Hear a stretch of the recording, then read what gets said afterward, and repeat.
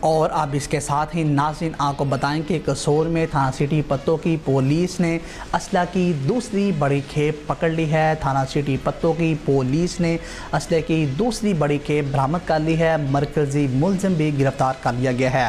ملزم کے قبضہ سے 10,000 کے قریب گولیاں، کارتوس اور 17 نئے پسٹل برآمد ہوئے ہیں۔ تھانہ سٹی پتو کی نے دن کے وقت سرچ آپریشن کے دوران نواحی گاؤں سے اسلحے کی بڑی کھیپ پکڑ لی ہے۔ 2 ملزم بھی گرفتار کیے گئے ہیں، جبکہ مرکزی ملزم عرفان بھٹا فرار ہو گیا تھا۔ مرکزی ملزم عرفان اپنے گودام سے بقایا اسلحہ لے کر فرار ہو رہا تھا کہ تھانہ سٹی پتو کی پولیس نے اسلحے سے بری آلٹو کار سمیت گرفتار کر لیا ہے۔ ملزم عرفان بھٹا غیر قانونی طور پر پشاور سے اسلحہ اور ایمونیشن خرید کر پتو کی اور گردنواں میں جرائم پیشہ ملزمان کو فروخت کرتا تھا۔